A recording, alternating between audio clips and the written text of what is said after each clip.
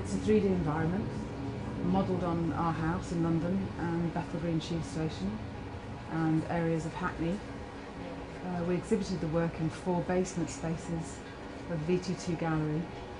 We built the space itself where we exhibited in the virtual world. We extruded the basement space out of the 3D world, and then we built another room with the texture maps of the space. So in this basement, there's these four different spaces. It's like proper movie set gauge kind of basement. It's absolutely like location. It's perfect location for scary basement. And in this room, we photographed the whole basement and measured it and stuff. And then we took photographs of the wall, and then we made them into repeating texture maps. And then built the 3D kind of virtual environment and joined that onto the environment that we'd made. Found a convenient kind of niche for it.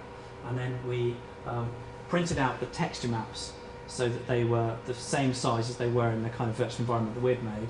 And then we covered the walls. The walls are all covered with plasterboard sheeting, like sheetrock, so it's like this, so it's completely smooth. And then we kind of put the texture maps on. So this kind of room is kind of like a full-scale kind of like sculptural representation of itself, if you like. So this light switch, the light switch isn't real. So many people. The light switch is just it's like the light switch is a texture map, and this is the text. This is just text. So this texture map, which comes from a photograph, is a photograph of the wall that's actually behind it. One's the That's right, inverse of the other. Which is exactly what Well, we just thought, with because in the game there's not endless memory overhead, so we thought we've got to reuse some assets. So we span the texture map around them. I guess we'd like to expose some in this 3D stuff, some of the kind of mechanic of how it's actually being produced, because we really like the kind of artificiality you get with the polygon mapping. So when you have like cylinders, they're not actually cylindrical; they're actually octagonal. They've got like sides with polygons, so they're we kind of like all that stuff. And the fact that the texture maps are only a certain size, not infinitely high resolution. So that with that wallpaper stuff, when you kind of went up to it, you could kind of see the pixels. I mean, it's pretty. When you're like 3 or 4 feet away, it's pretty good. So it's at the private view, because we rewired all the lighting to give it kind of game-like lighting, because it had quite nasty fluorescence. But we put in all these kind of like bare bulbs, which we'd got all this really nice electrical flex. We spent ages weathering it to make it look like a horrible old electrical flex, and then put these bulbs, these low wattage bulbs, on dimmer so we could make them even dimmer. So the whole thing was really like as much like the real place was much like a computer game environment as possible. They've just got a couple of pictures. Can you sort of see that? It's a bit kind of dark and stuff, but that's because it's in a completely unlit basement. But this is the 1960s kind of dressing table, and there's one picture, and there's kind of like another picture, and so it's something we got off eBay after doing a lot of research about, because we wanted to get a particular style that would fit into the kind of fit into the kind of warehouse space thing that we'd modelled, and it's got like a little trackball. This is like an arcade trackball, and kind of like 2 buttons for navigation.